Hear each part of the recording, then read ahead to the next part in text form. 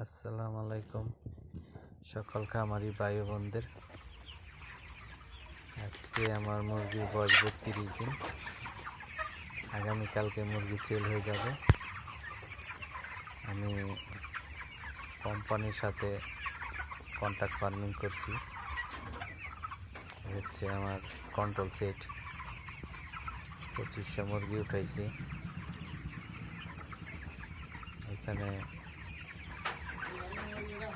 3500 মুরগি উঠানো যায়। কোম্পানি আমাদের দেয় নাই প্রথম সেট, তো তাই যদি রেজাল্ট ভালো করতে পারি তাহলে এই পাশ এই এরিয়াটা ঠান্ডা, ওই যে ওই দরজা দিয়ে বাতাস ঢুকতেছে, দেখি এর জন্য ঠান্ডা। রেজাল্ট ভালো করছি। ওই সাইডে উপর দিয়ে বাতাস জায়গা, মনে হচ্ছে যে ভালোই করছি। ওই সাইডে আমি একটা ওজন দিছিলাম সকালে, ওজনে 22-22.5 হবে, দাঁড়ি আইডিয়া আছে। এরকম আমার মুরগির কোনো সমস্যা হয় নাই। আর আমি অ্যান্টিবায়োটিক অত খাওয়াই নাই, আমার অল্প কিছু ওষুধ গেছে। আর এই যে কোম্পানির রুল আছে যে অ্যান্টিবায়োটিক ছাড়া মুরগি উৎপাদন করা, এরাও অ্যান্টিবায়োটিক দেয় না। যদিও খাওয়াইতে হয়, নিজের টাকা দিয়ে খাওয়াইতে হয়।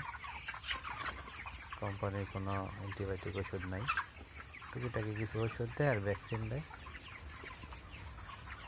এ দিয়ে মুরগি ভালোই হয়েছে। আর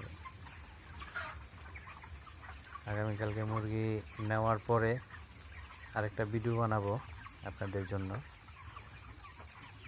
কীরকম রেজাল্ট হলো, কয় টাকা লাভ পাবো, কী আসে, বিষয়গুলি সব বিস্তারিত নিয়ে একটা ভিডিও করব। আমার পেজটা সবাই ফলো দিয়ে রাখবেন, যাতে যারা সাধারণ খামারি ভাইয়েরা আছেন, ডিলারের সাথে ব্যবসা করেন, তাদের যাতে একটা উপকারিতা হয়, সেই জন্য আমি একটা ভিডিও বানাইলাম। আমি ডিলারের সাথে অনেক দিন ব্যবসা করছি। 10 সেট মুরগি পাললে 2-3টায় লাভ হয়েছে, বাকিগুলি লস। তারপরও করা লাগছে, ঘর উঠেছি, কিছু করার নাই।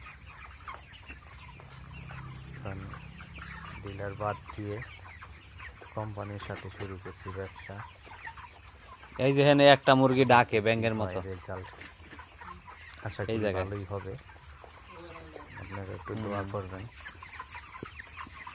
এই বাচ্চা আবার দিবে, মুরগি বিক্রি হলে পরে আবার দিবে। সম্পূর্ণ আমার কন্ট্রোল সেট, আসলে কন্ট্রোল সেট এই মুরগি পাইলা অনেক শান্তি, কোনো ঝামেলা নাই, পর্দা উঠানোর কোনো ঝামেলা নাই।